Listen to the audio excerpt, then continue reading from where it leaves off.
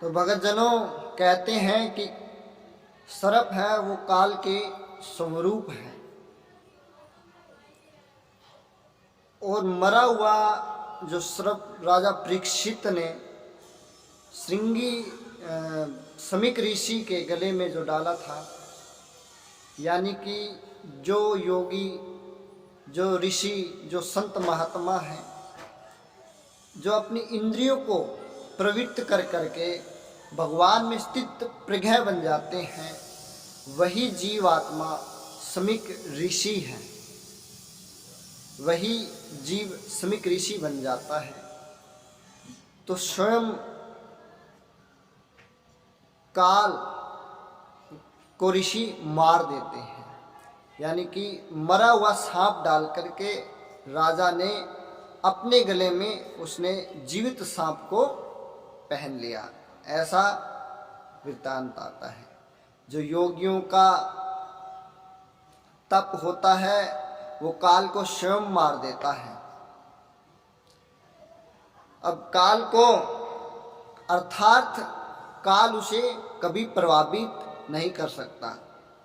राजा का अर्थ है रजोगुण में जो आलसी प्रवृत्ति का होता है, जो राज की चाहना करता है, जो हमेशा राजभोगों के विलास में लगा रहता है, जो अपने गले में जीवित सांप को हमेशा रखते हैं।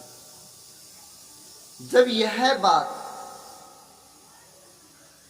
समीक ऋषि के पुत्र श्रृंगी ऋषि को पता चली कि उनका पिताजी समीक ऋषि ध्यान में बैठे हुए थे और राजा ने आकर के उनके गले में मरा हुआ सर्प डाल दिया, तो वह श्रृंगी ऋषि क्रोधित हो गए कि राजा ने क्या समझा, मेरे पिता का अपमान किया है, मेरे पिता का अपमान किया है, तो वह अपने आप को उसने क्या समझा। तो उन्होंने सोचा कि अभी ब्रह्म तेज पृथ्वी पर विद्यमान है और मैं राजा को श्राप दूंगा कि उन्होंने मेरे पिता के गले में मरा हुआ सर्प तो डाल दिया, आज से 7वें दिन तक्षक नाग के काटने से उस राजा की मृत्यु हो जाएगी। ऐसा श्राप श्रृंगी ऋषि ने दे दिया, क्योंकि उनके पिता का जो अपमान हुआ था वह उन्हें सहन नहीं कर सके। अब वह बालक होने के कारण उन्हें यह नहीं पता था कि राजा ने आज तक कोई पाप नहीं किया है, तो आज उसने पाप कैसे कर दिया। वो समझे नहीं थे, समझ नहीं सके। तो जाने अनजाने में, चाहे जैसे भी कहो, क्रोधित होकर के श्रृंगी ऋषि ने अपने पिता के अपमान को देख करके राजा को श्राप दे दिया। अब राजा अपने राजमहल में जाता है। राजमहल में जाकर के जब अपने सर से वह मुकुट उतार करके रखता है, तो उनको वह सारा वृत्तांत याद आता है कि तुमने आज क्या क्या किया।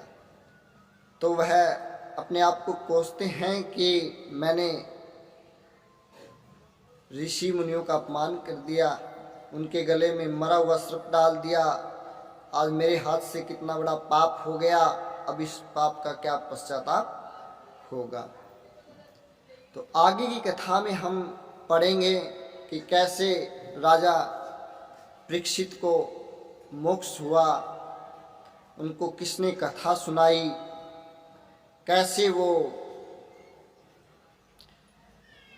आगे की कथा में हम पढ़ेंगे। बोलिए श्रीमन नारायण भगवान की जय हो।